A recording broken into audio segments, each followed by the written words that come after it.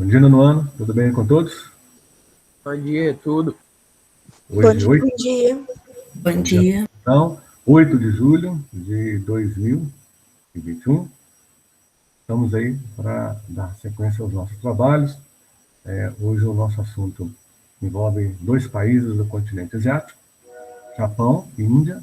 E ontem, através do nosso grupo, né, de WhatsApp, vocês receberam aí uma proposta de trabalho para ser executada hoje, onde cada aluno em dupla recebeu o mesmo tema, distribuído aí entre Japão e Índia.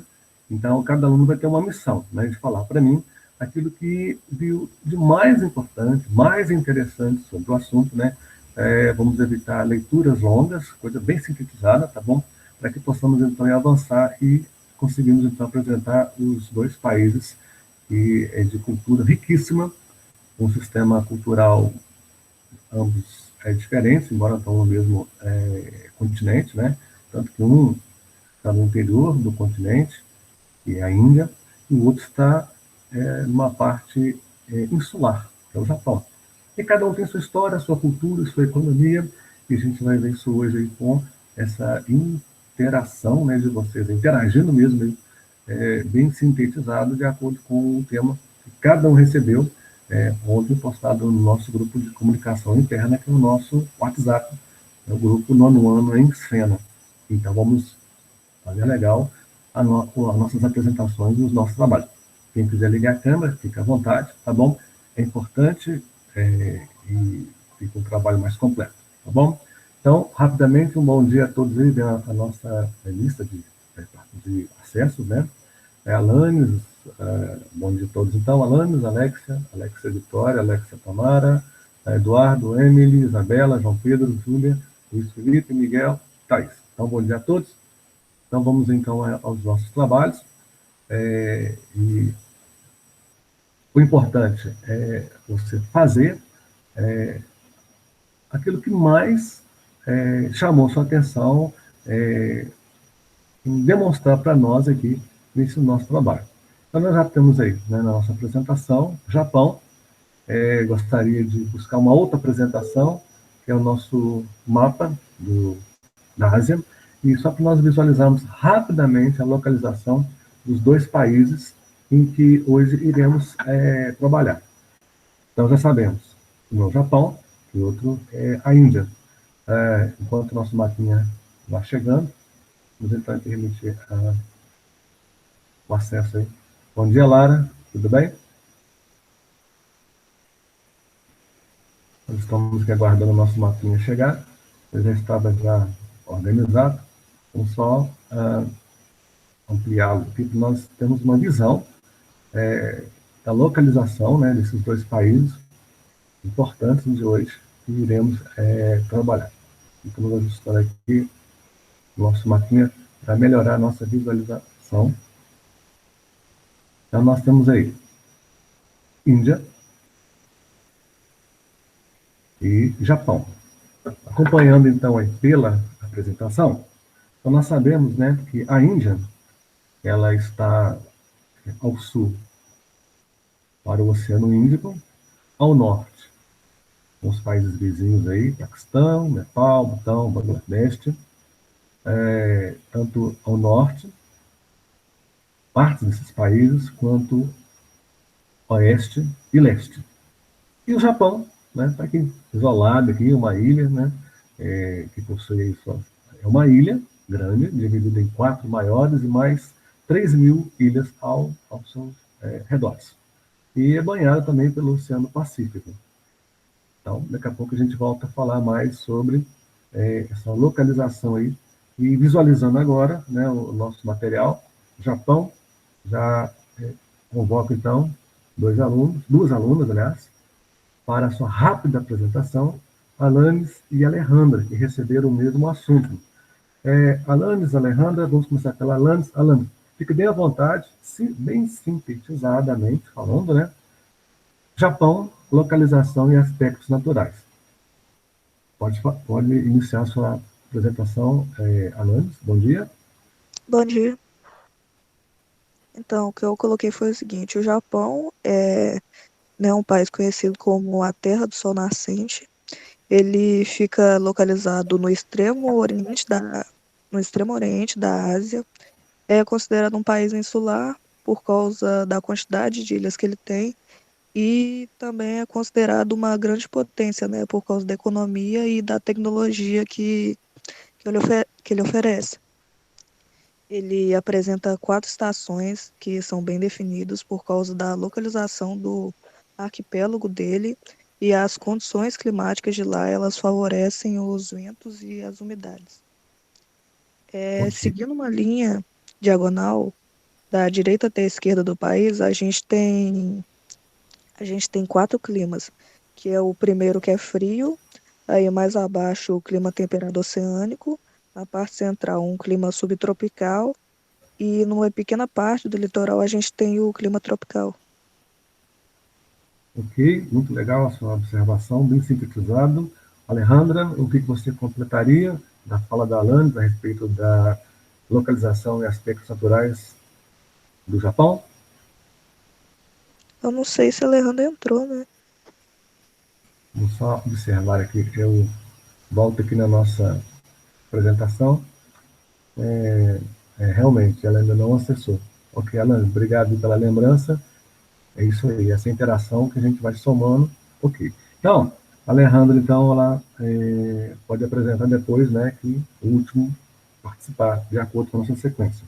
Então, a Alanis falou muito bem a respeito aí da localização do Japão, né, voltando ao nosso mapinha, bem aqui ao extremo, na parte leste. O Japão tem essa característica que foi lidada com essa questão da localização, de se chamar, né, a Terra do Sol Nascente, porque a gente sabe que o Sol nasce no leste, se põe no oeste, e nesse movimento aparente do Sol, né, não é o Sol sobre a Terra, girando ao redor do nosso planeta, e sim o nosso planeta, né, girando em torno de si próprio, que dá essa impressão, né? É um movimento aparente, como você já sabe, já vimos lá no sexto ano. Então, tanto a Terra gira em torno de si, quanto em torno do Sol. Os movimentos que você já conhece: rotação, em torno de si, e translação ao longo dos 365 dias do ano em torno do Sol. E tudo começa lá, né? E por isso que nós temos 24 horas de diferença aí, devido aos fusos horários, como você também já estudou isso aí. Então, lá no extremo leste é um país insular, né, dividido em 4 grandes ilhas, como vamos ver na apresentação. Eu vou ler do jeito que aparece aqui, que, né, mais fácil para nós entendermos: Hokkaido, Sul, Shikoku e Kyushu. Então essas 4 ilhas maiores. E elas são influenciadas aí, né, nos aspectos naturais, ao norte pelas correntes frias e ao sul pelas correntes quentes, que contribuem, né, para amenizar aí as baixas temperaturas na época do inverno rigoroso, tanto que as estações do ano, né, são bem definidas aí em função da questão da latitude, já na zona temperada, né, o relevo, é uma região montanhosa em função aí de formação recente, e também isso tudo contribui, então, para o clima do país. E um detalhe, é uma região que é uma ilha, né, então se encontra aí em meio ao Oceano Pacífico, esse gigante. E a ocorrência aí, né, dos tufões, ciclones, que é característico dessa região aí. E a vegetação, aquela vegetação que nos lembra aí, né, a árvore de Natal, né, a típica árvore de Natal, né, o pinheiro, né. Então são chamadas florestas de coníferas pelo clima ser subtropical, por estar na zona temperada do norte. Então, esse conjunto de informações caracteriza o Japão nas suas condições naturais, tá? E, em função de ser uma região de alto relevo, e uma região de encontro de 2 placas tectônicas, que a gente vai ver daqui a pouco, mais à frente, nós temos o ponto mais alto do Japão, que é o Monte Fuji, né?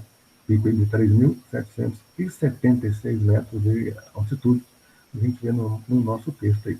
E as planícies, elas são uma extensão menor, e aí que se encontram os rios esses também de pequena extensão, que favorece a produção de energia e da irrigação.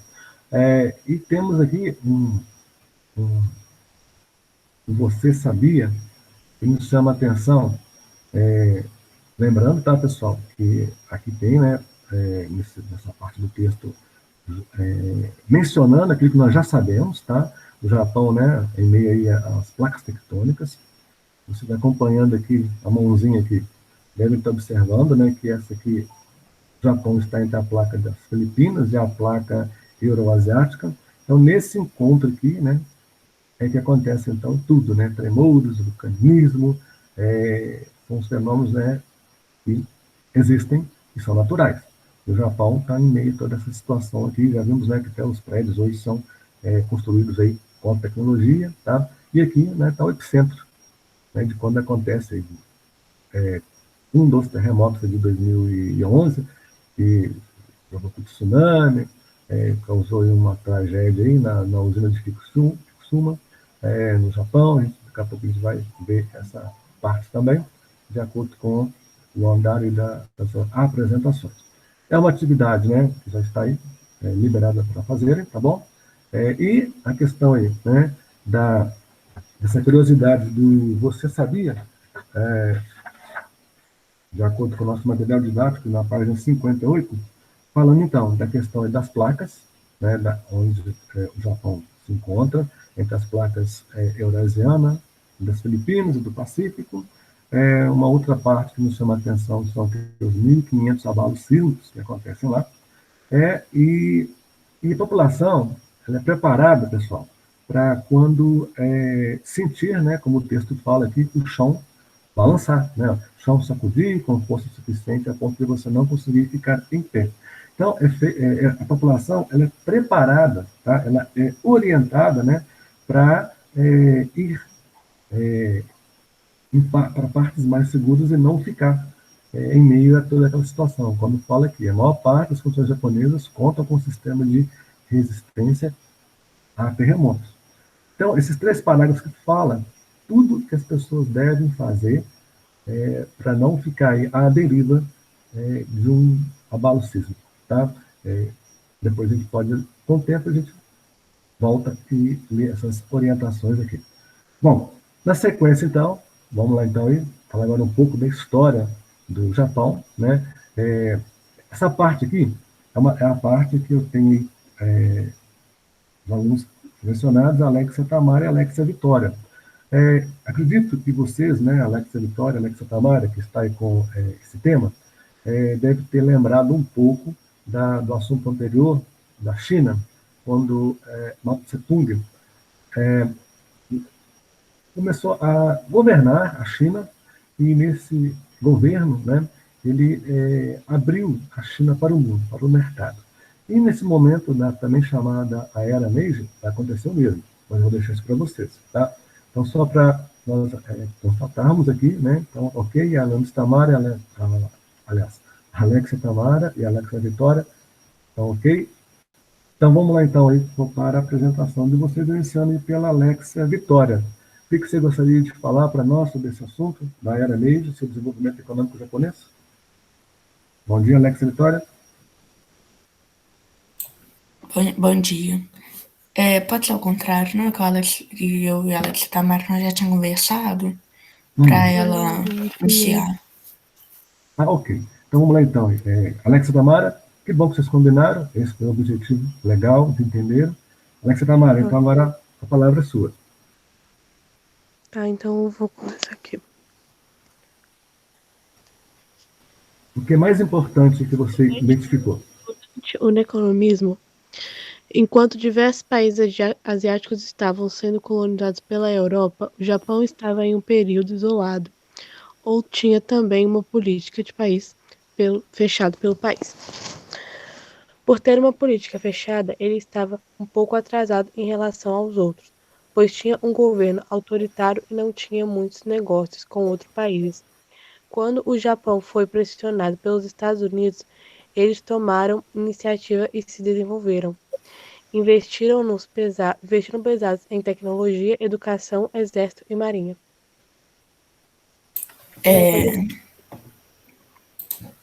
Aí, uma coisa que quando nós estávamos conversando, achando interessante, foi que o Japão, eles investiram, tipo, eles estavam com problema.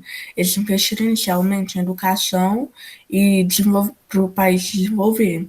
Tipo assim, a base de tudo é educação. Tanto que o país é, tipo, a potência que é hoje, por causa do desenvolvimento e educação. A grande parte da população no geral vai à escola e tal. E eles mandaram gente do Japão para outros países para eles poderem aprender tecnologia, um monte de coisa nova para levar para o país deles.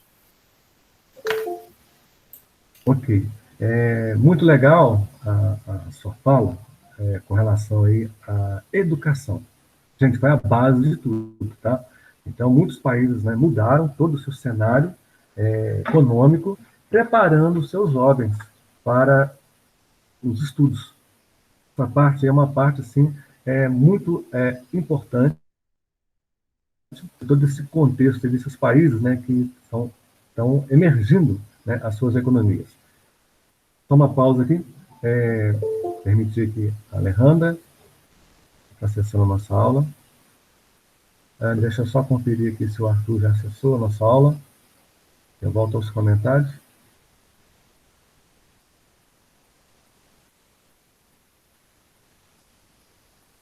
Deixa eu ver aqui. Túlio, bom dia, Túlio. Eu vou acessar. Bom dia. Luísa, bom dia, Luísa. Também acesso aqui. Deixa eu ver aqui. Lívia, ainda não? Bom dia. Lara já está aí? Vou confirmar aqui rapidamente. Lívia não, né? Ainda não acessou. Lara também não. Deixa eu só confirmar. Arthur também não. Então vamos confirmar. Arthur, Lara, Lívia, ainda não acessaram. Ok? Então vamos continuar nossa sequência. E voltando então aqui à nossa ideia, né, da apresentação aí da Alexa Tamara, Alexa Vitória, que falaram assim, sintetizadamente muito bem. E guardem isso aí, pessoal. Educação. Foi assim o grande boom, né, do desenvolvimento desses países que a gente está mencionando aqui, principalmente questão do Japão, e a Índia também vai ser para o mesmo caminho, tá? E dentre muitos outros por aí. Educação é investimento, né? E aí está o resultado desses países emergindo aí, o Japão, essa potência aí. E por falar em potência, o Japão teve suas partes, né, e se destacou na história, ao longo de sua história. Então, sintetizando tudo que os meninos falaram, e até acrescentando, a gente está falando de um momento, né, que o texto nos chama a atenção da era Meiji e o desenvolvimento econômico japonês. Então, nós estamos nessa parte que chama a nossa atenção. Aqui no finalzinho da página 58, eu estou apontando aqui os chamados Zaibatus. Vamos entender o que são esses Zaibatu, os abaitos, né, melhor dizendo, os abaitos, muito também fez o Japão ser o que ele é hoje. Então, sintetizando, o Japão ele passou por alterações aí, ao longo de sua história que o coloca hoje como a terceira maior potência. Só perde para a China em segundo e os Estados Unidos em primeiro. Tá? E no decorrer da sua história, né, não vamos pegar lá no passado, vamos pegar o que o texto nos informa aqui. Que até o século XIX, ele era dominado por chefes militares, e a partir de 1868, tudo começa a mudar. Né? No momento já do poder imperial, e o imperador, como o texto nos informa, é o Mitsuhito, tá? E foi também chamado de Meiji. Aí está a Era Meiji, ou seja, porque alguma coisa ele fez de muito importante para o Japão. E assim ficou, então, determinado todas essas importâncias como uma era. E essa Era Meiji, então, o que ele fez? Ele, em termos de infraestrutura, ele ampliou isso no Japão, com construção de estradas de ferro, portos, o processo de industrialização até a criação de bancos. E esse crescimento aí, ele aconteceu do domínio, né, de algumas famílias tradicionais.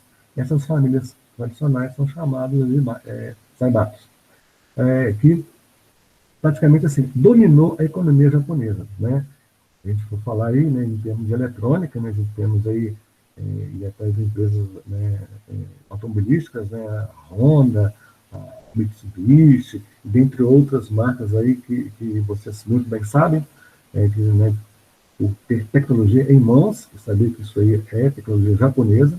Então, os japoneses buscaram dominar o mercado da Ásia e projetando isso para o mundo, né? E essa busca de mercado, eles entenderam o seguinte: nós temos um território muito pequeno, precisamos então para produzir matéria-prima. Qual é a nossa ideia então? Então vamos expandir. E essa expansão fez com que o Japão fosse dominando territórios esses que muitos países começaram a perder, porque o Japão queria explorar, principalmente os recursos naturais, né, para produzir e fazer seus produtos industrializados expandir para o mundo. Aí. E nesse meio tempo, então, os Estados Unidos, vendo todo esse crescimento, pensou, opa, vamos barrar todas essas ideias japonesas aí. Então, o Japão e os Estados Unidos começaram a disputar, né, o poder de influência sobre o mundo, principalmente sobre a Ásia, já no século XX. E teve um momento, né, da Segunda Guerra Mundial, que os Estados Unidos aproveitou para enfraquecer o Japão, né, que foi esse momento em que as potências se enfrentaram na Segunda Guerra Mundial, e Japão, né, querendo demonstrar seu poder para os Estados Unidos, essa concorrência toda aí, bombardeou uma base militar norte-americana lá na ilha do Havaí, chamada de Pearl Harbor, em 1941. E os Estados Unidos declarou guerra ao Japão. O resto vocês já sabem, né? Com essa guerra toda aí, os países que tinham sido dominados pelos japoneses viram o Japão enfraquecido e se tornaram livres do domínio japonês, do domínio nipônico, dentro dos seus territórios, né? Como as Coreias, como a China e os países naquela redondeza ali. Então, aproveitando então o enfraquecimento do Japão, esses países então ficaram livres do domínio japonês, tá? E ao mesmo tempo que os Estados Unidos, né, bombardeou Hiroshima e Nagasaki no Japão, terminando a Segunda Guerra Mundial, o Japão então acabou ficando à mercê, digamos, né, dos Estados Unidos e aceitando a sua ajuda de recuperação. Então aí o texto nos informa justamente isso aí, que o Japão sofreu o ataque dos Estados Unidos ao final da Segunda Guerra Mundial, como já falei, as bombas nucleares em Hiroshima e Nagasaki entre 6 e 9 de agosto de 1945. Com o tempo, o Japão tornou-se o principal aliado dos Estados Unidos na Ásia, né? Para vocês verem como que a história muda, né? E que é depender um do outro depois de reconhecer o erro. Então, após a guerra, né, ficou proibido, então, os Estados Unidos proibiu o Japão de ter forças armadas, né, e ao mesmo tempo os Estados Unidos garantiu proteger o Japão. E a partir daí, então, os japoneses, o Japão, receberam investimentos, né, dos Estados Unidos para recuperar sua economia, e nessa recuperação, ajudando também a modernizar toda a infraestrutura japonesa, principalmente de transporte e de desenvolvimento. E isso foi chamado, né, na época, o milagre econômico japonês, com todo esse crescimento, com todo esse desenvolvimento daquele momento. Tá? Completando a fala, né, das meninas, muito bem falou sobre a questão da educação, que foi, assim, tudo de avanço para a economia japonesa. Na sequência, então, da apresentação, Arthur e Eduardo. Me parece que o Arthur não acessou, mas o Eduardo está aí. Eduardo, a palavra é sua, tá? O assunto aí é bem interessante e legal de ser falado também, que é sobre a população japonesa. Fala para nós um pouquinho desses povos aí dos olhos puxadinhos. O que você tem a nos dizer? Só que aí o meu foi que eu mesmo elaborei, só que lógico, né? Com base e nesses 2 parágrafos. Tá? Então, fique à vontade. O importante é a sua participação. E vamos lá. Vamos que vamos, como dizem por aí, né? Vamos lá. no Japão, hoje em dia, a gente sabe que é o mundo da tecnologia, né, por assim dizer. Lá, a gente, como se ler ali o texto, a gente vai ver que a população lá tem ótimas qualidades de vida. 25% da população japonesa já está acima dos seus 60 anos, entendeu? E basicamente é isso sobre a saúde deles, que o governo lá incentiva bastante. O único problema é a superlotação de pessoas que tem por lá naquela região. São muitas pessoas que em um lugar só, entendeu? Não é um lugar só, né? Eles estão tipo em Osaka. Eu falo esse Osaka, Tóquio, essas coisas, por causa disso aqui eu já vi muito desenho japonês. Então, continua. Ok. Legal, tá vendo? Até a cultura japonesa, né? Chegando até nós aqui, do lado oriental do planeta para o lado ocidental. Isso aí é influência da globalização, né? Até você me lembrou que agora, né? Daquela série, né, que eu já vi em programas infantis, não sei se você também já viu pelo YouTube e tal, Jaspion, e dentre outros, né? Assim, tudo é questão, né, Jasper, eu já de vi. cultura cinematográfica japonesa, né? E dentre outros aí, né, Ultraman, Spectraman, esses séries do passado, da minha infância, né? E se vocês jogarem lá no YouTube, vocês acabam vendo todas essas séries aí. Em Ô, Vando, umas partes tem. Sim, pode falar. eu só queria fazer um comentário que também, hoje em dia, eles criaram os animes, né? Que são basicamente, em teoria, é desenho japonês, entendeu? Que são os desenhos lá do Japão que falam sobre a cultura, só que aí também tem exatos temas, sabe? Romântico, aventura, artes marciais, essas coisas. E Sim. eu acho que umas 5 pessoas aqui da sala, no mínimo, já assistiu. Sim, é para vocês verem, né, a influência da cultura, né, que todo jeito chega até nós, é efeito globalização. Bom, e somando tudo que você falou, e acrescentando, né, também, a respeito tem um mapinha que está aí sendo apresentado, só para lembrar que a imagem ao lado, tá, você de mencionar também, em relação à parte da Alexia, Tamara e Vitória, é um memorial, né, daquilo que restou uma parte, né, como a gente vê em Hiroshima, né, daquele momento da Segunda Guerra Mundial. Então, eles preservaram do jeito que ficou na época, está até hoje, virou um monumento. Né? Agora, voltando, então, à questão aí do Eduardo, oi, pode falar. Falar mais ainda, né? É por Hum, causa que, e como eu gosto de ver vídeo, essas coisas sobre o Japão mesmo, eu gosto de lá, é por causa que eu vi uma coisa que lá que aqui não fala. Também eles são um povo de muita cultura antiga, né? Por causa que aqui a nossa cultura já mudou há muito tempo, essas coisas, mas lá a cultura deles, eles continuam com as tradições de antigamente, seus antepassados, e só tem melhorado do jeito de propor elas, por assim dizer. sim, e você falou justamente naquilo que todo país tem intenção de conservar, que é a memória do passado. E essa memória do passado só é conservada quando ela é repassada e os jovens aceitam ela e continuam dando sequência nas gerações que vão vir ainda. Aí o passado não morre, a cultura fica viva ali de geração em geração. É que os japoneses fazem.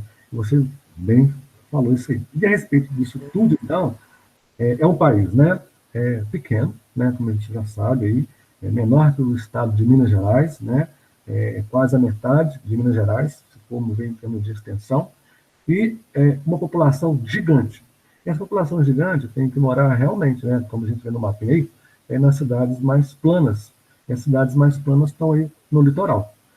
Então, como já sabemos, e o texto menciona, é um país populoso, onde 90% da população japonesa está nas cidades, né? Pela qualidade de vida, como o Eduardo mencionou, a expectativa de vida aí, ultrapassa os 84 anos, e um quarto da população japonesa acima de 60 anos. Isso tudo em função do quê? Da qualidade de vida, de uma educação, né, que a população tem, e uma população educada é bem informada e sabe buscar, então, aí, o que o próprio texto fala, né, ótima qualidade de vida e da atuação também, né, do Estado em relação aí às políticas sociais, como assistência médica, preventiva, né, não curativa, e sim preventiva, né, que é para evitar problemas de saúde, depois não ter mais como até então resolver. Então, o texto também menciona essa questão, né, cuidado com a saúde em todas as faixas etárias, e isso eleva o IDH. O que é o IDH? Lembrando, é um índice de desenvolvimento humano. Então, ele é medido de 0 a 1. De 0 a 1, tá, gente? E o país que tem aí de 0 a 0,900 é excelente a qualidade. Os países que estão de 0,500 para baixo, aí já é linha da pobreza. Então, o Japão, olha para vocês verem, 0,915. Então, é qualidade, sim, ao extremo. E, embora a gente sabe, né, que a população ela é distribuída em função do relevo do país, que é montanhoso, como nós já mencionamos aí. Então, a população se encontra mais nas áreas planas, que são as áreas de planície, né, onde estão aí grandes cidades, aí, como o Eduardo mencionou, o mapinha nos mostra aí, onde está mais intenso, aí, como a própria capital Tóquio, Yokohama, Osaka, e dentre outros aí. Brother, só que... Nacional. Oi, pode falar. Só que o problema é que tem superlotação. Eu acho que seria não fácil resolver o problema inteiro, mas diminuir um pouco dessa superlotação. Quase que, por exemplo, eles separaram uma ilha para fazer testes em coelhos. Eu só não lembro o nome da ilha. Sim. Aí os testes acabaram, eles largaram os coelhos lá e agora já virou ponto turístico a ilha inteira. Só que se eles removessem os coelhos de lá, e pudessem consertar a área, aí poderia morar várias pessoas naquele local. Com o tempo e com a necessidade, né, de espaço, embora eles já resolveram o problema do espaço, eles fazem micro apartamentos, né, onde em prédios aí moram centenas de famílias, até mesmo pela qualidade, pela situação de espaço e também do planejamento familiar, então eles são conduzidos a esse tipo de comportamento. Mas é interessante a sua observação. E por falar em população, como a gente já falou, né, Tóquio, Nagoya e Osaka são as cidades em destaques aí. Mas Tóquio, que é a capital, né, pelo contingente populacional, como a gente está falando aqui, é uma megacidade, né, e pertence a uma região metropolitana que chega aí, pelos números, 37 milhões de habitantes. E um detalhe interessante dentro desse assunto aqui é o que nós estamos vendo aqui agora. Em função dessa questão de espaço, Eduardo e os demais aí que estão observando, as pirâmides mostram que de 1950 para 2050, a população jovem, olha, de 1950, estou circulando com a mãozinha aqui, acredito que estejam vendo também, a população jovem, em 1919, passou para cá. Então, viraram adultos. E a população de adultos de adultos de 2019 vai ocupar o topo aqui, que é a parte dos idosos, em 2050. Então, os jovens que estavam aqui já se encontram aqui e vão encontrar aqui. Aí vocês devem estar pensando, e a base para 2050? Planejamento familiar. Casais com 2, 1 ou nenhum filho. Tá? Então, a pirâmide está nos informando, então, que a estrutura populacional está mudando. Ou seja, está acontecendo a redução da taxa de natalidade, o aumento de adultos e de idosos. E para 2050, como nós estamos vendo aqui, o maior percentual de idosos e diminuição da população absoluta. Então, resumindo, o texto nos fala aí, isso é um crescimento natural negativo. E em 2011, a população absoluta de 128, de acordo com os dados aqui do texto, de 128 milhões de habitantes em 2011, a previsão, né, para 2019 foi de 126. Então, o que nós vamos percebendo? Está tendo uma diminuição de população de 128 para 126. Isso é o resultado do planejamento familiar. Pode falar, Eduardo. Desculpa te interromper, é por causa que a minha internet que tá caindo. Eu não sei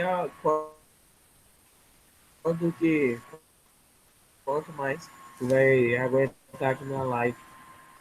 Não, fica tranquilo. O importante é que você já apresentou, tá bom? E que a sua internet consiga se manter para você continuar vendo as outras participações. Mas para mim, a sua parte está concluída. Muito legal. E fechando a parte, então, do Eduardo, que tem como o Arthur também uma sequência de apresentar, embora acredito que ele não acessou ainda. Então, para fechar, gente, com crescimento natural negativo, né? Conclusão, o envelhecimento da população, queda da taxa de fecundidade, como eu já falei, para a familiar, baixa participação da mulher no mercado de trabalho e a escassez de trabalhadores tem causado preocupação ao governo, que é uma situação, eles estão lá em estudos. E até 2019, o Japão resistiu à política de imigração.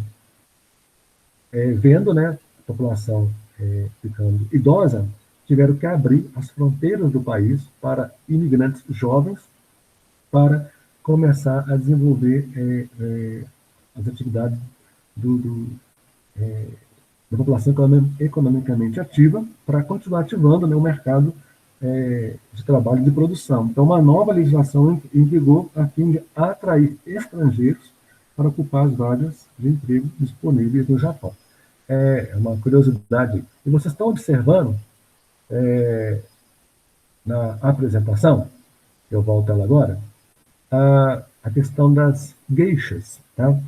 Ao contrário do que se pensa, né, a respeito aí das geishas, muitas vezes vocês já devem ter ouvido falar, né, que são moças de vida fácil. Pois é, mas a intenção não é essa, isso no Japão não acontece, tá? Essa é uma outra interpretação aqui no mundo ocidental, mas lá no mundo oriental, então, assim, questão de respeito, tá? E tem uma cultura aí por trás disso tudo. Então, elas dedicam, né, a arte, a preservação das tradições, né, como o texto fala, né, como o canto, a dança, a música, a poesia, tá? Então, o papel das geishas mudou várias vezes com o passar do tempo. Mas, nessa mudança toda, né, são consideradas mulheres respeitadas, tá? Interessante essa parte aí. E também, o texto nos informa, né, que algumas geishas realmente se tornaram amantes de seus damas, né, que são patrocinadores, que bancam aí o custo de treinamento aí dessas mulheres, né? Mas não é correto, como o texto fala, né, confundi-las com prostitutas de luxo, que é muito comum no mundo ocidental, no nosso lado, né, que nós vivemos. E para finalizar, aí fala, né, que uma garota se torna aprendiz de geisha, Michael, né, como é chamado lá, por volta de 17 anos, após estudar as artes tradicionais japonesas. Olha que interessante. Então, a geisha, ela é culta, né, ela tem conhecimento, ao contrário do que interpretam dela, né? Então, ela tem conhecimento da história, da poesia, do canto, né, de aprender a tocar instrumentos musicais, até aula de postura e tarefas domésticas. Vocês estão percebendo que muitos interpretam elas, né, como mulheres, né, de vida fácil, mas no Japão é totalmente diferente, né? Uma cultura a que faz elas serem essas pessoas importantes do conhecimento da arte, da cultura e da história japonesa. Então, elas são, assim, de tradição milenar mesmo. Bom, economia, na sequência, temos agora Emily e Isabela, né? Então, vamos lá, então, aí, a palavra agora é para Emily. Emily, o que você percebeu de mais importante da economia japonesa? Ou a Isabela, uma das duas, pode começar a iniciar. Ô, Wander, depois dela você deixa eu falar a minha? Bom, deixa eu só abrir a apresentação aqui. Quem é que está solicitando? A apresentação? Ah, tá. Alejandra, eu vou permitir você apresentar, mas bem lá no finalzinho, tá bom? Pode ficar tranquilo que eu volto e você, tá? Mas na sequência, então, vamos lá. Emily, Oi. abre sua. Vamos lá? Após a Emily, a Isabela dá sequência no mesmo assunto. Estamos aguardando vocês apresentarem. Começando pela Emily. O Japão é a terceira maior economia mundial, superada apenas pelos Estados Unidos e pela China. Tornou-se uma potência econômica apoiada e fortemente ao mercado capitalista internacional e na produção de alta tecnologia. Tá ok. Isabela, você quer continuar aí o seu comentário? Uhum. Vamos lá. É marcada pela atividade industrial, pela disponibilidade de mão de obra especializada pelo uso de tecnologia de ponta, está entre os 4 países que mais investem em pesquisa e desenvolvimento no espaço mundial, é um dos líderes de produção de tecnologia do mundo. O país apresenta limitações no território para a produção agrícola. Pouco mais de 10% dele são adequados ao cultivo, tornando-o dependente de importação de alimentos. A pecuária também se desenvolve de forma limitada em função de disponibilidade de terras para as pastagens, sendo mais eficiente na atividade pesqueira, o principal fornecedor de proteínas para a população japonesa são os peixes. Ok. Então, vocês estão percebendo que o Japão, apesar de ser limitado territorialmente, ele não deixa de fazer a sua parte em termos de desenvolvimento econômico. Por mais que seja limitado, mas ele produz, né? E aquilo que ele não produz, lógico, ele tem que importar. Mas o que ele produz é que muitos países não têm produtos de tecnologia. E hoje, gente, que tem aí grande dinamismo de fluxo de capital, dinheiro, riqueza, são os produtos industriais, principalmente os eletrônicos, de alta tecnologia, que é o que o Japão produz para o mundo. Né? Então, isso o torna, né, essa potência econômica, porque ele produz produtos que chegam ao mundo inteiro de grande e que tem grande valor para a sua economia. E os produtos de menos valor, ele compra, porque ele não consegue produzir em função do seu território e da sua extensão, das condições climáticas também, né, de relevo, são as condições naturais. Então, o Japão, ele ganha muito mais produzindo tecnologia do que alimentos. E os alimentos são produtos mais baratos. Né? É tanto que os países no mundo que vendem apenas produtos primários podem vender milhões e milhões de produtos, mas não ganha tanto quanto um país que vende produtos industrializados. Né? É uma pergunta bem simples que eu faço para vocês. O que é mais caro? Eu comprar um pio de tomate ou eu comprar um extrato de tomate? Já está industrializado. Lógico que é o produto industrializado, ele tem mais valor, então, consegue ter mais lucro e ganhar mais com ele do que um produto in natura, né, que é ali a matéria-prima, digamos, colhida no pé, né, da fruta, ou da vegetação. Então, para finalizar a participação das duas, é muito bem apresentado, né, a gente não pode esquecer que estamos falando da terceira economia mundial, que tem influência aí nos países da Ásia, até mesmo nos países da África e da América do Sul, pelo seu mercado. Né? E nisso faz, né, o Japão ter concorrentes fortes, aí, como a China e os próprios Estados Unidos. Né? E o Japão, como a gente já mencionou, tornou-se economia no mercado capitalista internacional devido à sua alta produção tecnológica. Então, eu acabei de afirmar para vocês aí, isso tudo após o quê? Como nós já vimos, né?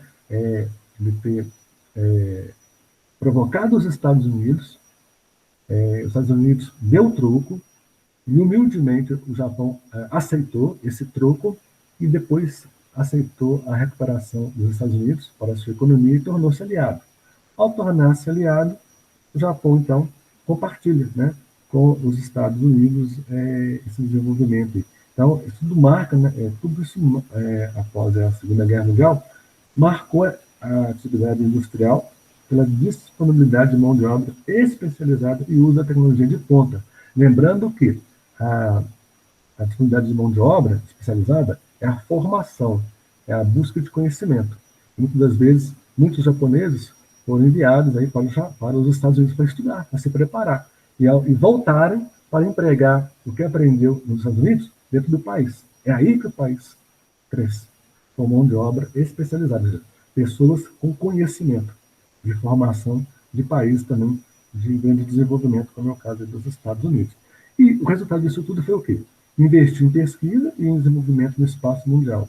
Até menciona aí, 3% do PIB do Japão, né? O Japão, né?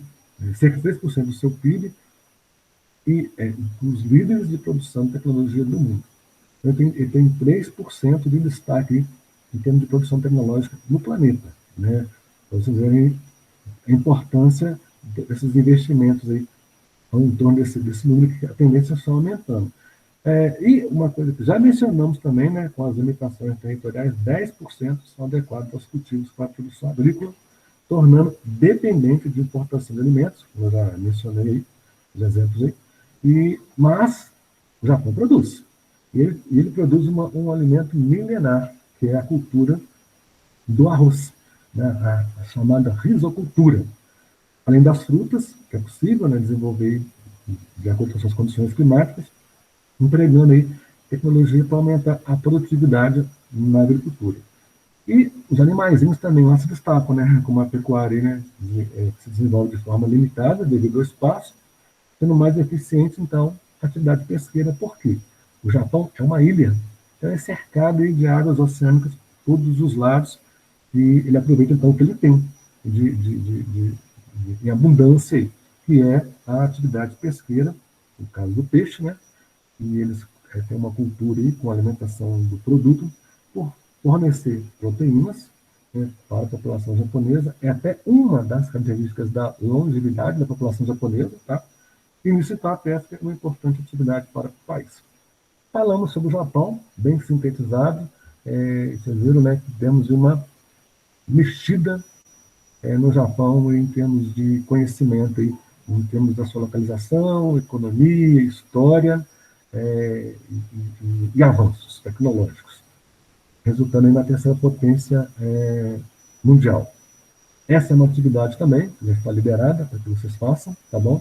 Atividade da página que acabamos de encerrar, 62, 61 para 62, tá? E agora vamos para a Índia, né? Uma imagem muito bonita do Taj Mahal, né? Lembrar que esse palácio, né, foi construído aí, né, em amor à mulher, né, do imperador. Não sei se você já ouviu essa história, mas é uma história para depois, caso dê tempo de a gente mencionar. E por falar em tempo, vamos lá. Na nossa sequência, João Pedro. João Pedro e Júlia, ok, eles estão no acesso. O assunto é aspectos gerais da Índia. Vamos começar com... João Pedro, pode iniciar a sua fala, estamos te ouvindo, bem sintetizada. Vamos lá. Ô, Wander, a Júlia vai iniciar. Ok, então vamos lá, Júlia, legal, ó, tá vendo? Funcionou a parceria de vocês aí. Legal, vamos lá, Júlia. Aspectos gerais da Índia. A República Índia é um país asiático situado no centro-sul do mesmo. A República da Índia se destaca em relação à diversidade cultural. É banhada pelo Oceano Índico e grande parte do território está dentro de uma península. O país tem extensão territorial e é o segundo maior população do planeta. Ok. João Pedro, na sequência. Coloquei que montanhas, planaltos e planícies é o que compõe o relevo indiano. Entre seus principais rios se destaca o Ganges, Godavari, Narmada, Brahmaputra e Indo. 60 milhões de indianos não têm acesso à água potável.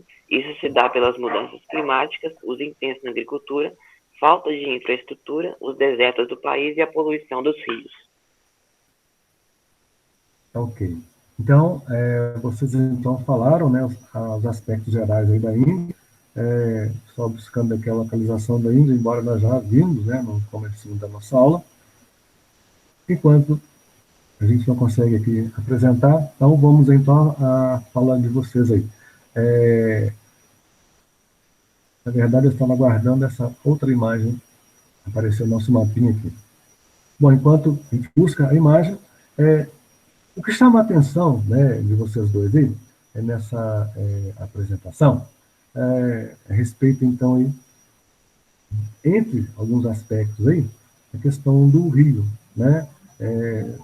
Qual é o rio aí, pessoal, que vocês falaram aí, que é de grande destaque na Índia? Só para recordar para o pessoal aí, quer lembrar? O Rio Ganges, não é isso que vocês falaram? Foi. Ok. Então é isso aí. Então, já que o nosso mapinha não apresenta, vamos continuar então na sequência aqui do nosso texto aqui. Bom, o que eu quero mencionar a vocês então, a respeito da Índia, essa imagem abre bem essa questão, existe uma história em cima da Taj Mahal, mas, lembrando então, aquela imagem que nós já mostramos anteriormente no começo da nossa aula, né? Que a Índia ela está ao sul do Oceano Índico, e a sua parte norte, oeste e leste estão aí com os países vizinhos, né?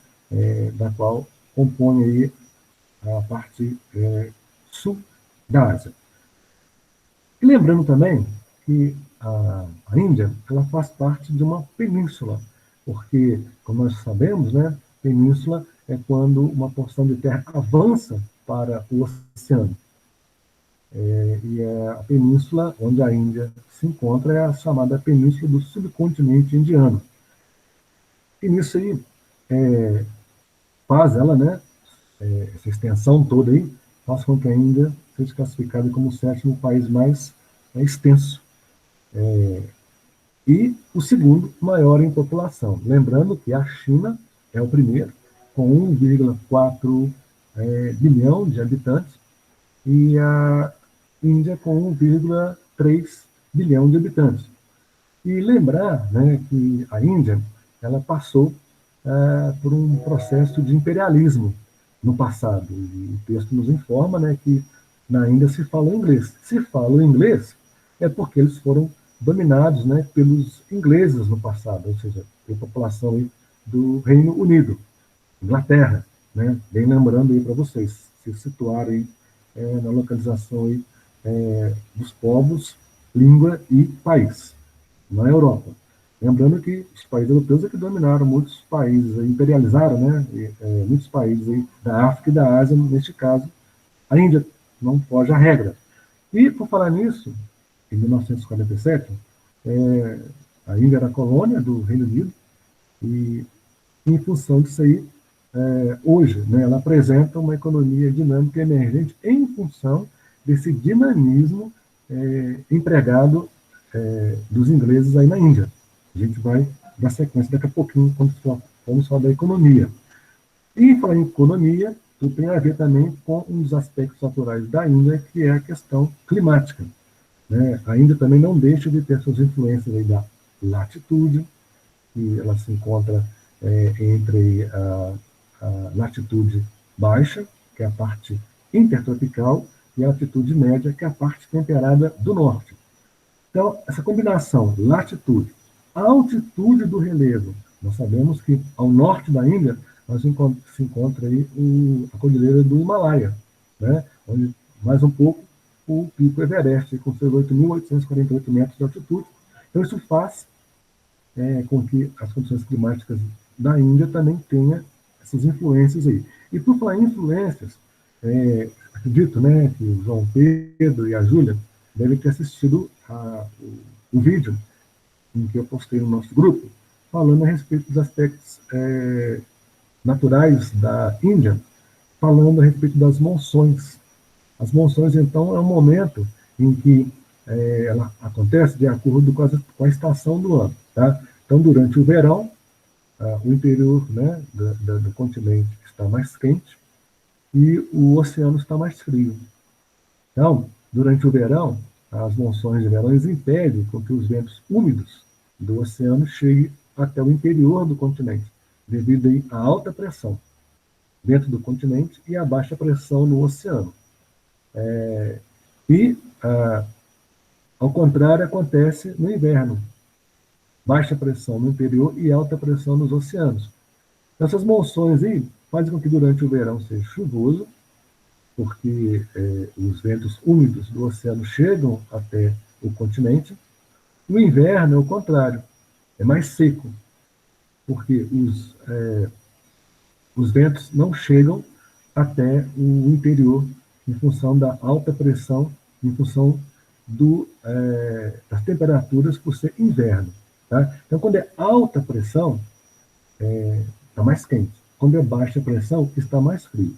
Os ventos conseguem circular quando eles chegam em locais de baixa pressão. Quando está em alta pressão, que é época quente, os ventos não chegam. Mas acontece a pluviosidade, as chuvas, que são intensificadas no verão, aí, causando até alagamentos, enchentes e etc. É tanto que nós estamos agora no inverno, né? Aqui no hemisfério norte, aqui no hemisfério sul. No hemisfério norte, onde está a Índia, é verão, então é época de chuvas, inundações, tá? Até pouco tempo na TV mostrou, né, países aí com problemas aí de inundações em função da época agora verão. Então as monções implicam também nas condições climáticas da localidade. E por falar em condições climáticas, vamos lembrar então que o sul da Índia é clima tropical, tá? Tem também, né, uma faixa de domínio de deserto ao norte, e próximo à cordilheira, na divisa aí entre Índia, Nepal, Butão, China, tem-se então aí o clima subtropical devido à presença da cordilheira do Himalaia, e caracteristicamente o clima é frio de alta montanha. E a vegetação é aquela, né, que nós já conhecemos, as florestas tropicais e as savanas, pelo que a gente já trabalhou naquele mapa de vegetação, bem no comecinho aí do início dos estudos da Ásia. O relevo, você já sabe, é marcado por montanhas, planaltos e planícies. Nós já trabalhamos o mapa físico também da Ásia. Devem estar lembrando onde está a cordilheira do Himalaia, onde está o planalto do Deccan, e as planícies. E o rio, como já foi mencionado aí, né, temos aí o Ganges, que é o rio sagrado, rio poluído, tá? Vocês devem ter assistido no vídeo, né, vocês que apresentaram aí. É um rio que recebe todo tipo de resíduo e a população indiana se banha nele por considerá-lo como um rio sagrado. Aí a gente pensa, né? Banhar-se num rio totalmente poluído. São corajosos. Né? Além do rio Brahmaputra e o Indo, né, que são os principais aí. O país está enfrentando um problema, gente. Falta de água. Ó, isso é mundial, tá, gente? A falta de água, vocês ainda vão ouvir falar muito disso ainda. Por isso que a gente sempre pensa na questão, né, ambiental, né? A sustentabilidade. Bom, diante disso, essa questão da falta de água, né, afeta já a Índia também, tá? Onde, pelos números aí, né, 600 milhões de indianos não têm acesso à água, né, de acordo com o nosso texto aqui, mostrando isso aí, essa característica aí. E em função disso aí, né, falta de água, porque a água também precisa ser usada, né, para a agricultura, e na falta de água potável, acabam recorrendo à água do rio, né, que já falei, tá muito poluída, e devido também aí a necessidade, né, de se fazer resíduos, né, esgoto, né, chegar até elas aí, como o próprio texto fala, devido à pressão demográfica, ou seja, um contingente populacional muito grande. Então, acaba tudo indo para o rio mesmo, né, dificultando aí essa gestão dos recursos hídricos e também a falta de infraestrutura de distribuição da água tratada e também da coleta de esgotos contribui para a contaminação de rios e de reservatório de água subterrâneo, tornando inviável o seu consumo. O negócio está ficando bem caótico lá. E as mudanças climáticas, né, também vão afetando aí todo esse dinamismo aí que envolve a população indiana e os desertos, né, também colaboram aí com a crise de água na Índia. Então, estão percebendo que rapidamente falamos aí de uma condição natural, que uma delas é a questão água. Na sequência, Lara e Lívia Vamos ver se elas já acessaram a nossa aula.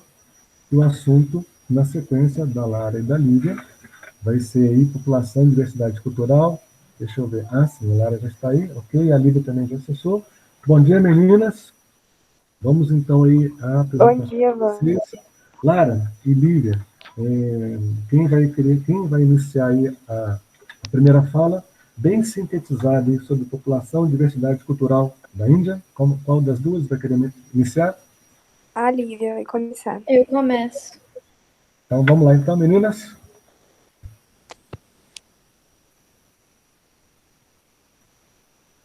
Pode começar, Vânia? Sim, eu estou aguardando vocês, vamos lá? A Pode cultura iniciar. indiana é uma das mais antigas no continente asiático e conta com grande diversidade. O quê? E é o país democrático que tem a segunda maior população do mundo em território indiano. O inglês e o hindi são considerados línguas oficiais, mas o governo reconhece 16 línguas regionais e outros 1.600 dialetos. Ah, não, acho que eu li errado, né? Não sei. Mas é isso aí. A população indiana ocupa quase todo o território do país. As maiores densidades demográficas ocorrem nas planícies dos rios Indo e Ganges, e também no litoral. Delhi, Mumbai e Calcutá são as cidades com maior concentração de pessoas na Índia, com 27 milhões, 23 milhões e 15 milhões de habitantes, respectivamente. Essas e outras cidades da Índia apresentam elevadas taxas de degradação ambiental e o saneamento básico é precário. No país, cerca de 40% da população não tem acesso à rede sanitária. Ok. Você finaliza, Lara, com uma observação importantíssima, que é essa questão da qualidade de vida, né? Gente, saneamento básico é tudo, tá? Água tratada, destino correto, né, do resíduo líquido, que é o esgoto, né, produzido na nossa residência. Isso tudo tem que ser muito bem organizado para somar, né, com a saúde da população. E, como eu já falei, né, pensar que o Rio Indo recebe todo tipo de resíduo, né, esgoto, tudo mais que você possa imaginar, e a população ainda tem o rio como sagrado para se banhar, lavar roupa, né? Nossa, passa assim, né, inúmeras coisas na nossa cabeça, né? Que a gente gostaria de falar, mas o negócio é pensarmos, né? O que é cultura? Cultura é algo assim que é passar de geração em geração e a gente não tem como mudar muita coisa. Lembrando que cultura é aquilo que vem do passado. Então, no passado, acredito que não era assim, né? Para se banhar em um rio, e fazer muitas coisas dentro dele, no passado eu acredito que era totalmente limpo, né? Mas a população cresceu e as coisas precisam ter infraestrutura. E a economia indiana ela não permite isso aí. A gente vai ver daqui a pouquinho com o Luiz, com o filho e com a Luísa. Então, daqui a pouco a gente vai ver isso aí. Já está bem próximo da participação dele. Então, sintetizando tudo que vocês falaram, meninas, Lara e Lívia, nós temos um mapinha aí mostrando essa questão aí da religião. Mas antes de chegarmos na questão religião, só para sintetizar, então, essa questão cultural, né, há uma grande diversidade étnica, onde se encontra a segunda maior população do mundo, né? E como eu já falei para vocês, né, os ingleses colonizaram a Índia por um bom tempo. Então lá se fala o inglês e também o hindi.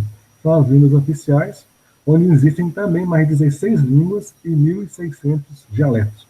Muita gente falando o inglês, mas usando uma segunda linha para defender o seu lado cultural. Vocês veem como que a cultura é importante. É aquele negócio, tem que ser passado de geração em geração, para ela não se perder, não se acabar, né? É como acontece nas nossas cidades, né? Congado, capoeira, dentre outras culturas aí, que a gente vê crianças participando, são crianças que serão jovens, adultos, idosos e assim sucessivamente. Aí não se perde a questão cultural. Um exemplo para vocês entenderem a importância da cultura de um povo. São as futuras gerações que dá sequência. Tá? Bom, então, já que é um país, né, populoso, então há uma concentração de pessoas nas partes mais planas. É a mesma história. Ninguém vai morar em montanha. Ninguém vai morar num frio abaixo de 0 grau. Tem que morar num local onde é possível ali você se adequar, né, às condições climáticas e do território onde se encontra. Porque também tem que fornecer infraestrutura, né, e qualidade. Então, as maiores densidades demográficas ocorrem nas planícies próximas a quem? Ao rio Indo e Ganges, né, e também na região litoral da Índia. E aí destaque, como a Lara falou, algumas cidades, né, como Delhi, Mumbai, Calcutá, cada uma com seus milhões de habitantes.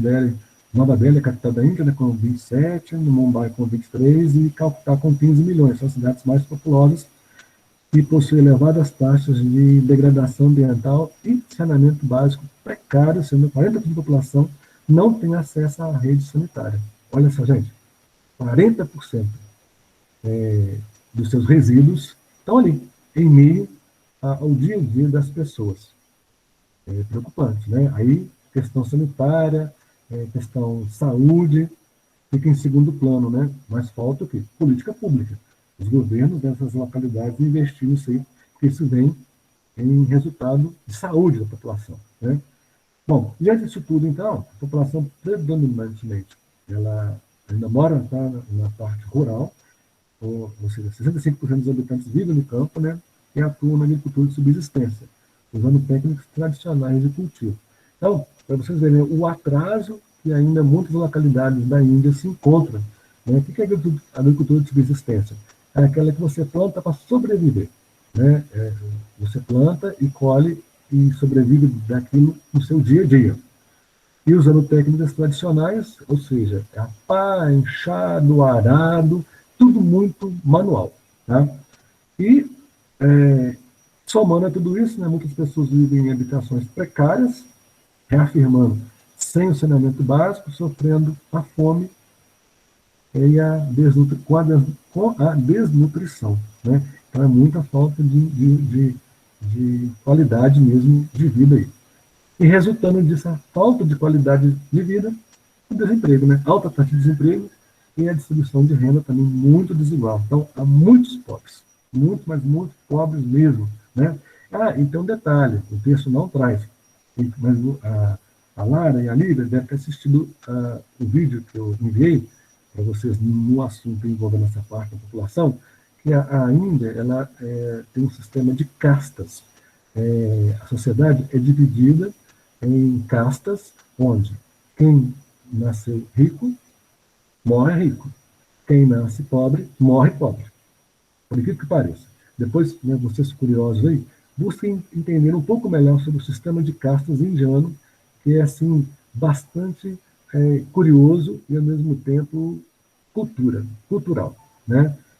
Depois vocês olham e depois a gente volta a conversar num outro momento a respeito dessa divisão de castas.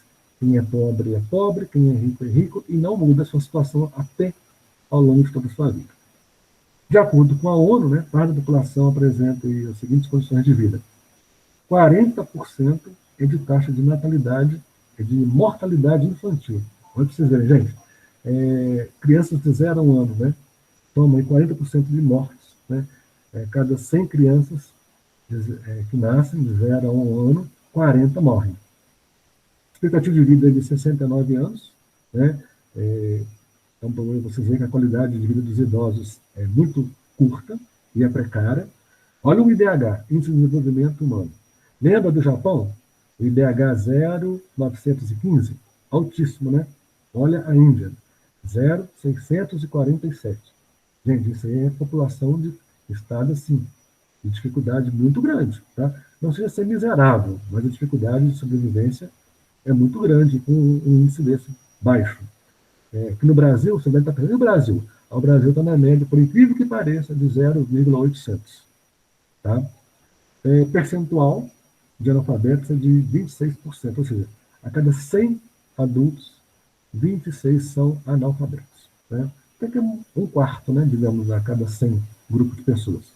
E na religião, 80% praticam o hinduísmo, 14% professam o islamismo, além dos cristãos, budistas, jainistas e sikhs. Falar em sikhs, há um problema sério isso daí na Índia. A população sikh busca a criação de um Estado independente. Assim, os diversos conflitos com o governo indiano vivem no estado de Punjab, na porção oeste da Índia.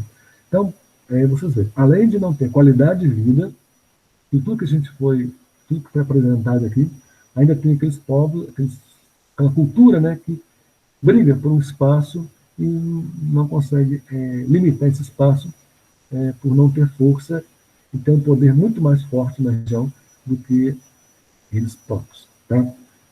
Tem esse texto aí, apesar da proibição, as cartas ainda dividem o país. Foi o que eu falei com vocês, né? O texto fala dessa divisão. Acompanhando a minha mãozinha aqui, ó, nós temos aqui os brahmanas, que são sacerdotes, os Kshatriyas, que são os guerreiros, os Vaksas, que são os camponeses, e os Sudras, que são os servos. A classe mais rica, os brahmanas. Tá? A mais pobre é os Sudras, que são os servos. Tá? Então, aqui fala, né, a respeito dessa questão aí, envolvendo essa questão das castas. Né? Então, o finalzinho aqui até menciona, quanto mais baixa a casta, maiores são as restrições de movimento, alimentação, estudo dos textos sagrados. Para exemplificar essa situação, a antropóloga destaca que membros de uma casta superior não podem comer alimentos preparados por integrantes de castas inferiores, que também devem ceder espaço às castas mais altas em lugares públicos. A maneira mais comum de diferenciar membros das castas diferentes é pelo sobrenome, mas, dependendo da região do país, outras maneiras de identificação também são possíveis. Podemos destacar a casta de uma pessoa pelos alimentos consumidos, dialetos, falas e vestimentos. E um detalhe, não sei se vocês já viram a novela Caminho das Índias, né? Mas na religião da qual eles professam, né, a maioria, que é o hinduísmo, existe lá uma regra, né, uma doutrina. Os hinduístas, né, eles acreditam que as pessoas ao morrerem encarnam em animais. Então, o boi lá, né, é um animal sagrado. Acreditam, né, que aquele animal ali, no passado, foi um parente, alguma coisa nesse sentido. Né? Isso é estranho, né, a gente falar sobre isso, mas é isso aí, tá, gente? O animal lá é sagrado. Tá? Lá na Índia, quem assistiu a novela Caminho das Índias, né, que já passou, já foi reprisada, mostra um pouco dessa questão aí também do animal ser considerado como sagrado. Né? Então, o consumo de carne lá é o mínimo que vocês possam imaginar, em função disso aí. Talvez até iria me perguntar a respeito disso. E por falar em perguntar, Luísa, a palavra agora é de vocês, com a economia indiana. Vamos lá? Ô, Wanda, aí vai começar do Túlio, da Luísa e depois eu. Ok. A sequência que vocês montaram aí, legal. Então vamos lá rapidamente, que o nosso tempo já está se esgotando. Vamos lá? Tá, vou Alunos? começar. A economia da Índia tem crescido muito nessas últimas décadas. Conta com ampla diversidade da mesma. Seu dinamismo econômico indiano se centra na indústria de alta tecnologia, com sua mão de obra de jovens indianos nos setores de informática e engenharia. Com isso, foi nomeado o segundo maior exportador de softwares. Ok, próximo. Luísa ou Luiz? Desculpa, Wander, estava falando com o áudio fechado. Sim. O que você tem Faz para nós? parte da G20, onde países que fazem parte desse grupo está com a economia em crescimento e de BRICS grupos compostos de países em desenvolvimento e crescimento, além de investimentos estrangeiros na indústria nacional, tem domínio na língua inglesa. Cinema indiano é reconhecido internacionalmente. Ok, Luiz, você agora? Com seu desenvolvimento agropecuário, possibilitou à Índia ser autossuficiente na produção de alimentos, Com sua energia nuclear, conseguiu produção de energia e, infelizmente, em produção de armamento. Mas, apesar de seu grande desenvolvimento, ainda enfrenta problemas estruturais. Ok. É muito importante o que vocês destacaram, né, que faz parte do todo esse contexto aí, lembrando que nessa participação, na qual vocês estão envolvidos, o Túlio deu uma ênfase na questão educação, a Luísa deu uma ênfase na questão aí da parte que envolve aí, a produção, né, interessante aí, essa produção aí de filmes, né, que se destaca aí na Índia, principalmente aí, com relação à chamada Bollywood, né, a indústria cinematográfica indiana, que consegue ultrapassar produção norte-americana, por incrível que pareça, tá? E o Luiz, né, fechou aí com essa parte do desenvolvimento econômico, de produção industrial, muito importante também. Na apresentação, nós temos aí um destaque para a economia da Índia, com o setor primário, em especial aí, culturas, a criação de animais, setor secundário, que é a questão da tecnologia, né? E os principais centros industriais importantes espalhados aí, ao longo de toda a Índia. Lembrando também que tudo isso reforça esse dinamismo todo da economia, tem a ver, então, com os recursos, né, que o país tem, em termos de naturais e de pessoas que se prepararam, que foram estudar nos Estados Unidos, né, que foram estudar buscando formação e voltaram para o país para continuar dando crescimento e desenvolvimento em todos os sentidos, como nós já vimos aqui. Então, para sintetizar a economia indiana, aproveitando tudo que vocês falaram, percebe-se, então, que nas últimas décadas, né, pela diversidade de recursos naturais que a Índia tem, como petróleo, minério de ferro, isso tudo, muito ajudou a desenvolver a indústria de base, que é a indústria que produz produtos para as indústrias de produção e dentre outras aí que são necessárias para chegar a um produto final. E, lógico, vender isso para outros países, né, que é a exportação. E uma outra parte importante, aí, né, após a independência da Índia, né, ela investiu aí, principalmente na produção aí, de outros produtos, principalmente automotivo, o siderúrgico, o bélico, né, que é armamento, e na sua infraestrutura. Aí muita coisa vem. Estradas, rede elétrica, saneamento básico, né, nas regiões que precisam, né, atrair mais investimentos. Tá? Então o país conta também com investimentos estrangeiros. Outros países investem lá. Esse dinamismo, então, provocou essa alta tecnologia, e essa alta tecnologia só foi possível devido aí, como foi mencionado, o investimento na educação, nos centros de pesquisa. Isso fez com que ainda, né, torne-se o segundo maior exportador de software no espaço mundial, como a gente viu na participação do Túlio. E os principais polos aí, né, industriais, hein? Destaque para Bangalore, né, que é o novo Vale do Silício. Esse Vale do Silício ele tem lá na Europa, nas regiões de minério de ferro, lá nos Estados Unidos, também região de minério de ferro. Então, esses recursos, né, chamam atenção e são batizados com essas nomenclaturas aí semelhantes para identificar onde tem uma produção de minério de ferro e de petróleo também. E, além também da tecnologia da informática e além da farmacêutica. E por falar em farmacêutica, o Brasil, né, compra doses da vacina aí, para minimizar essa atual situação pandêmica que nós nos encontramos aí, também da Índia. Para vocês verem, né, como bate a informação.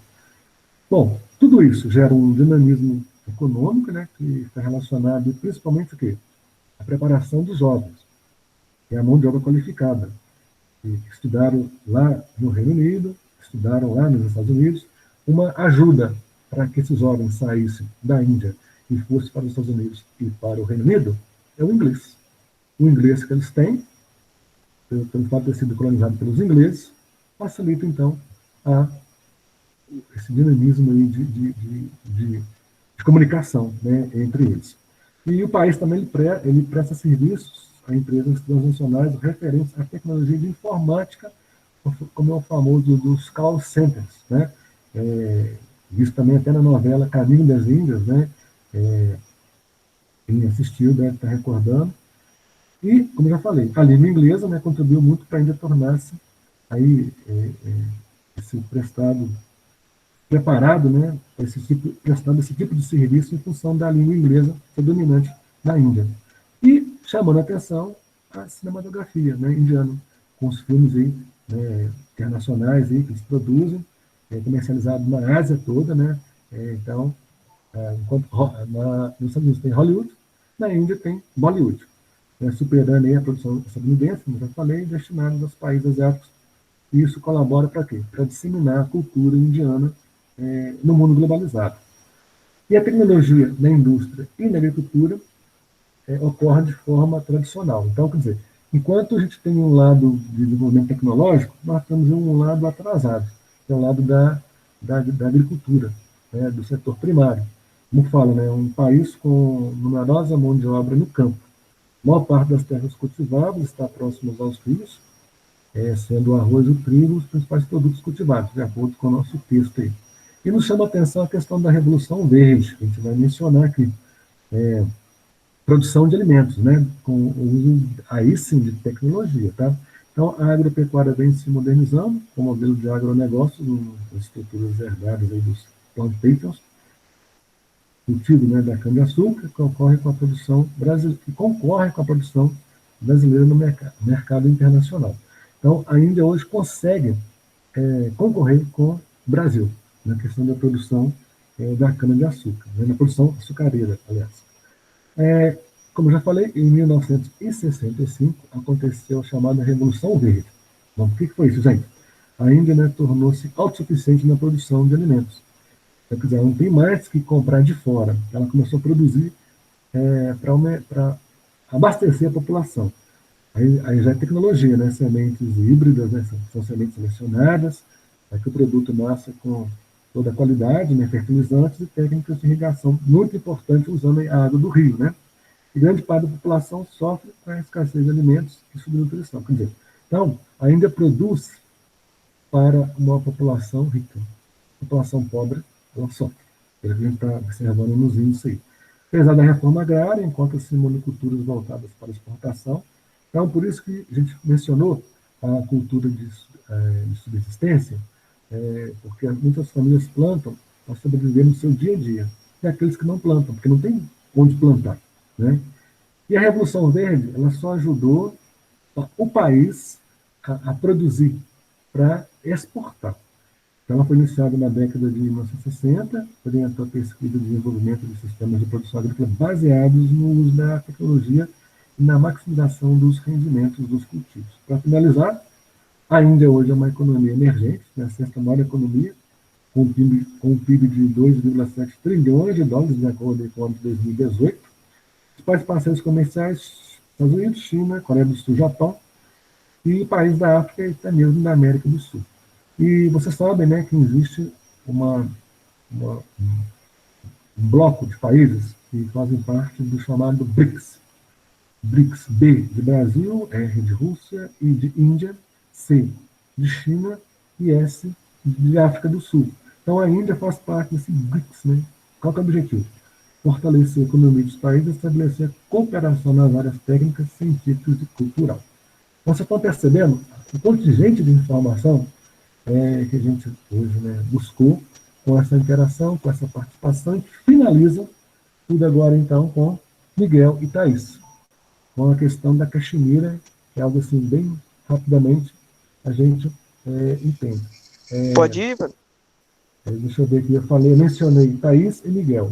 A Thaís está, Miguel está. Miguel começa. Um dos dois aí que vai iniciar. Eu, o Wander. Então vamos lá. A questão da Caxemira.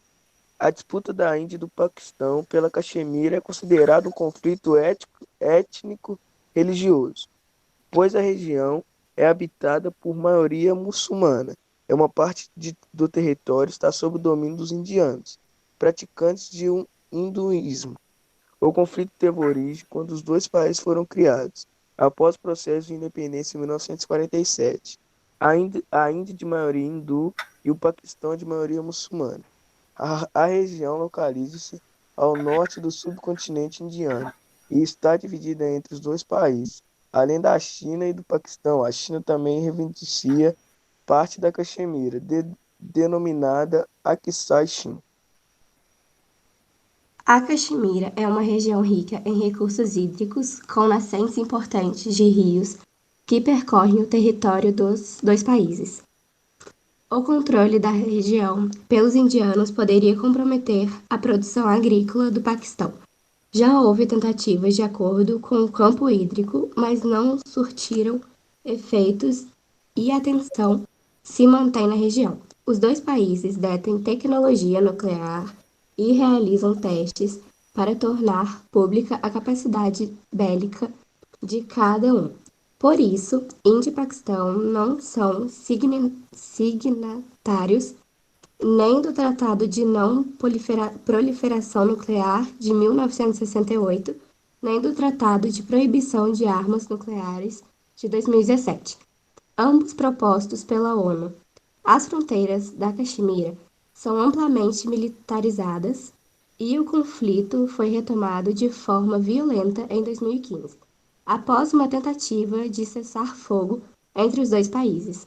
Nações estrangeiras se comprometeram a mediar discussões para o fim do conflito, mas até o momento não houve negociações de paz em relação à disputa pela Caxemira. Bom, Miguel falou sobre a questão étnico-religiosa, né? A questão envolve a Caxemira devido à religião que é professada nessa localidade aí pelos povos que residem. Thaís falou a questão do território, né? Para vocês verem, né, Thaís, a questão da água, como que ela é importante e já está provocando aí conflitos, né? Nós vocês sabem que já aconteceu uma Primeira Guerra Mundial, que é disputa de território, uma segunda pela mesma forma, e dizem que uma terceira pode ser pela água, tá? Para vocês verem como que é séria essa questão, por isso que hoje se fala muito em atitude ambiental, né? Sustentabilidade, entre outras coisas. Bom, muito bem apresentado. Então, sintetizando tudo, né, fala do Túlio, fala do Miguel, fala da Thaís, analisando a questão da Caxemira, eles estão reivindicando um espaço, né, como a gente vê no texto aí, a questão, primeiro, religiosa, né, conflito étnico-religioso entre Índia e Paquistão, onde nós temos uma maioria muçulmana e uma parte do território, né, de indianos aí com o hinduísmo. Então isso gera, então aí gerou, né, intensificou essa questão aí nessa região da Caxemira entre a mistura desses povos com esses segmentos religiosos, com a independência da Índia em 1947, como o texto nos informa. A Índia de maioria hindu e o Paquistão de maioria muçulmana. Então ficou esse impasse aí, né, dessa questão aí. Índia, Paquistão e depois a China também, querendo essa região da Caxemira, primeiro, Índia e Paquistão em função da questão religiosa. E China entra por uma outra questão aí, principalmente a questão hídrica, como o texto fala aí, né, a Caxemira é uma região rica em recursos hídricos. Então, o controle pelos indianos pode comprometer a produção agrícola no Paquistão. E em função disso aí, né, um querendo medir força com o outro, como a Thaís falou, né, as fronteiras da Caxemira são amplamente militarizadas e o conflito foi retomado de forma violenta em 2015. Ou seja, parece que o cessar-fogo aí não vai acontecer, né? E essas discussões para o fim do conflito, no momento, como a Thaís já falou, não houve negociação em paz em relação à disputa pela Caxemira. Nós estamos percebendo que a Ásia é um continente muito complexo, né? Quando se trata assim de disputa por território, por espaço de dominação religiosa, tá? Então nós percebemos hoje uma história de dois países milenares, com suas culturas e com as suas situações atuais, de problemas, né, de infraestrutura, um lado rico, um lado pobre, mas são países emergentes que estão aí buscando. E a população também não deixa, né, de estar na busca da sua qualidade de vida.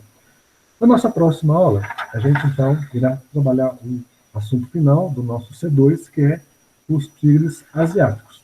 Convido a vocês então, né, a fazer também as atividades da página 67 e 68, que é aí, né, a parte envolvida aí dos nossos trabalhos, né, envolvendo aí a Índia e também o Japão. Então é isso aí, pessoal. Gostei da participação de todos, tá, do compromisso. Vocês sinalizaram, né, a ciência da participação de hoje, tá?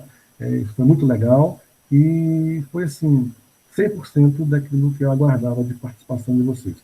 A Alejandra, o nosso tempo acabou, né? Mas eu deixo você apresentar na nossa próxima aula, você me lembra, tá bom? Primeira coisa que a gente vai fazer é a sua apresentação, tá bom? Então, no mais, um bom dia a vocês, obrigado pela participação, e nós estamos, assim, no caminho certo de interagir e de buscar conhecimento e de informação. Lembrando, esses países nos deram hoje uma amostra que a educação, o estudar, é fundamental. Então, até a próxima. Bom dia a todos. Tchau. Tchau. Até a próxima. Tchau.